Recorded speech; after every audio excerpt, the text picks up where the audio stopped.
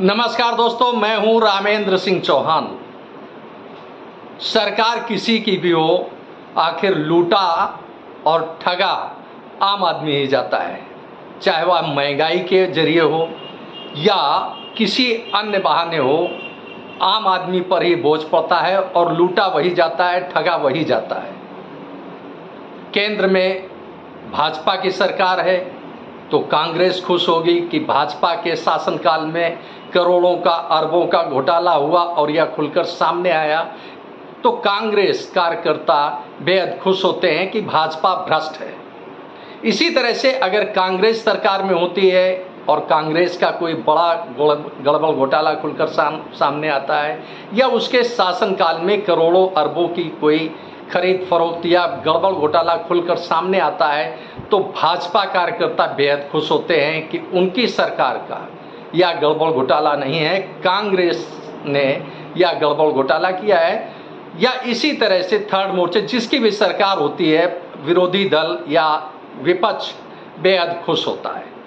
लेकिन इसके सबके बावजूद देश का आम नागरिक, देश का आम आवाम ठगा जाता है, लूटा जाता है और उसकी बात करने वाला कोई नहीं होता है। बात सिर्फ इतनी होती है कि इनके शासनकाल में इतना बड़ा गड़बड़ घोटाला हो गया।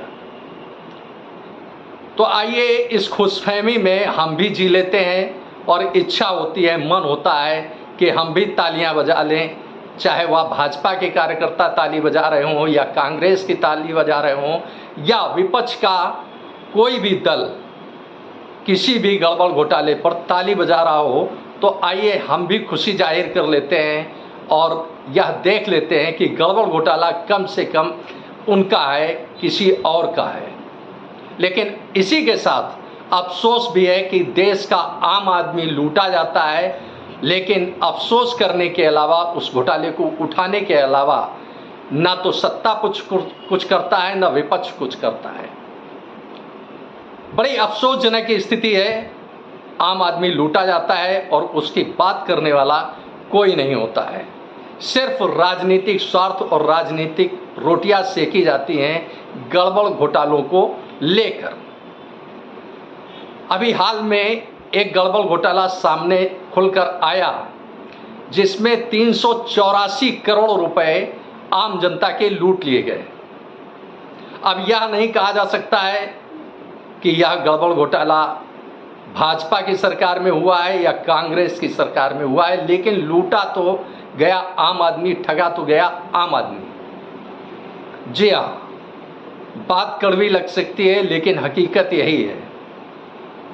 देश के आंध्र प्रदेश, तेलंगाना, महाराष्ट्र सहित 10 राज्यों के 19 लाख लोग से अधिक ठगे गए, लूटे गए। जी हाँ, 1,500 या 10-20 हज़ार या 10-5 लाख लोग नहीं, 19 लाख लोग ठगे गए और इनसे हजारों करोड़ रुपए की धनराशि ले ली गई, लॉलीपॉप दिखा करके, अच्छा निवेश दिखा करके, अच्छी वापसी लौटाने का वादा करके। 10 राज्यों के यह 19 लाख लोग आज खुद को ठगा महसूस कर रहे हैं, लेकिन इनके बारे में सोचने की फुर्सत ना भाजपा को है, ना कांग्रेस को है, ना सपा को है, ना तृणमूल कांग्रेस को है, ना आम आदमी पार्टी को है या शिवसेना को है, किसी को भी नहीं है। सिर्फ अपनी राजनीतिक रोटियां, भाजपा हटाओ या भाजपा के कहना है विपक्ष को मत लाओ, एक दूसरे पर आरोप प्रत्यारोप। लेकिन यह 19 लाख लोग कहां जाए जिनसे करोड़ों की धनराशि लूट ली गई। तो आइए बात करते हैं इस गड़बड़ घोटाले की। यह गड़बड़ घोटाला आंध्र प्रदेश के विजयवाड़ा से शुरू हुआ, जो देश के 10 राज्यों तक फैल गया।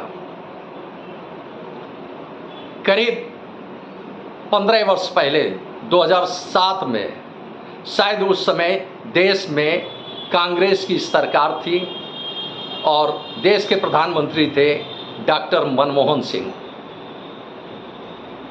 उस समय इस गड़बड़ घोटाले की नींव रखी गई।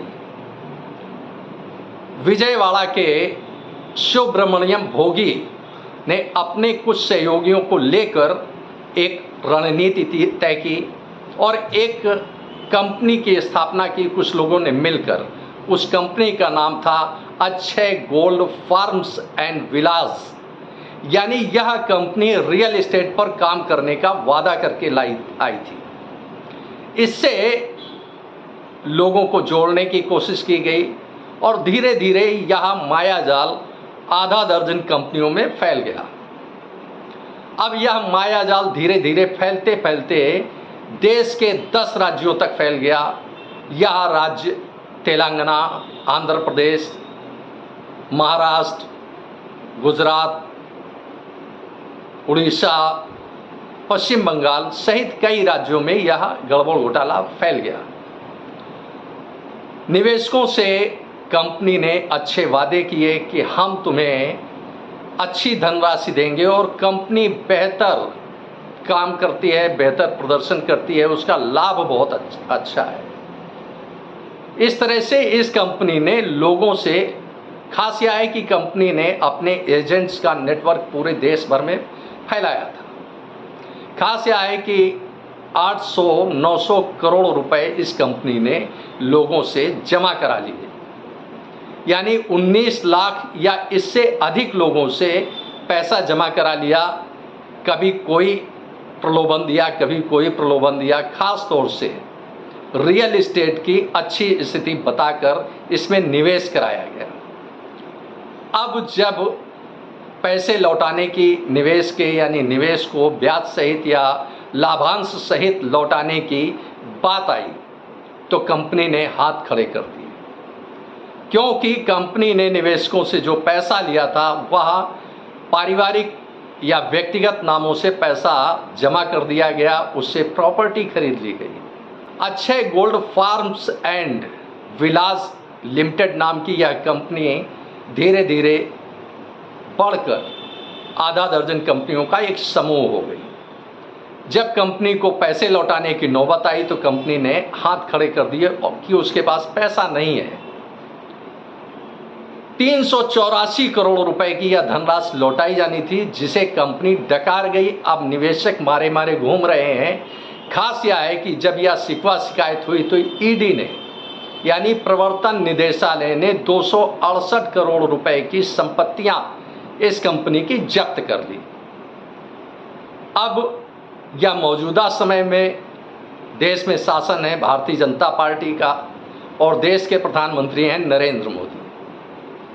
बात चाहे डॉक्टर मनमोहन सिंह की हो, चाहे प्रधानमंत्री नरेंद्र मोदी की हो, शासनकाल किसी का भी हो, ठगे गए, लूटे गए लोग और अब उनकी कोई सुनने वाला नहीं है।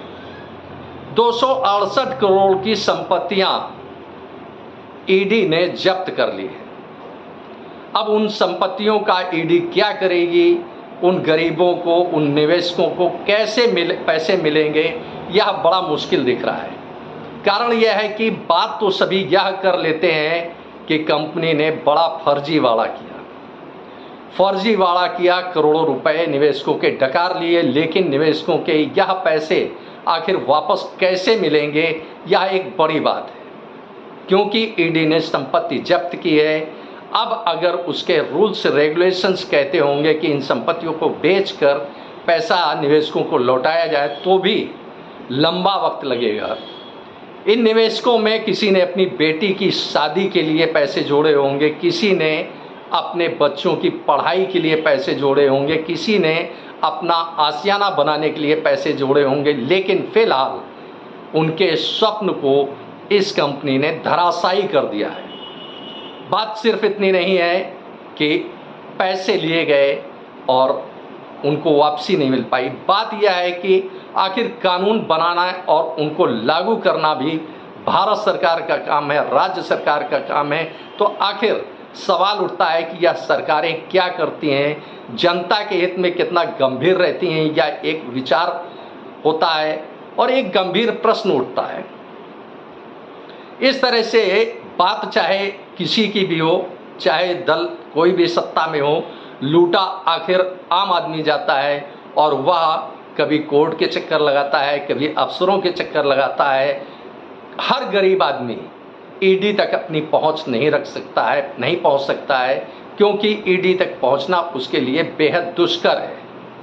आखिर देश में ऐसा कोई कानून क्यों नहीं है कि ऐसे लोगों को जो कंपनी में फ्रॉड करते हैं, फर्जीवाड़ा करते हैं, करोड़ों अरबों का घोटाला करते हैं, आखिर उनको जेल में डाल दिया जाए और तब तक जेल से ना निकलने दिया जाए जब तक गरीबों का पाई पाई का हिसाब न हो जाए।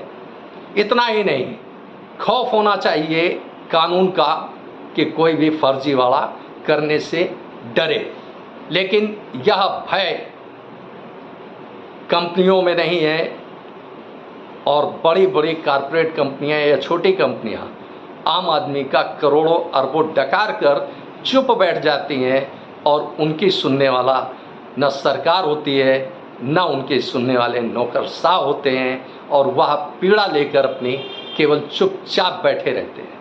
आपने इस वीडियो को देखा, आपको यह वीडियो कैसा लगा कमेंट बॉक्स में हमें अवश्य बताएं। वीडियो को शेयर करें। यदि आप हमारे चैनल पर नए हैं तो हमारे चैनल को सब्सक्राइब करें, जिससे हमारे आने वाले वीडियो, आने वाले नोटिफिकेशन आपको मिल सके। दोस्तों, वीडियो को लाइक करना ना भूलें। आप लाइक करते हैं तो हमारा प्रोत्साहन होता है, हमारा मोटिवेशन होता है। आपने वीडियो को देखा, आपका बहुत बहुत धन्यवाद। Thank you. जय हिंद, जय भारत।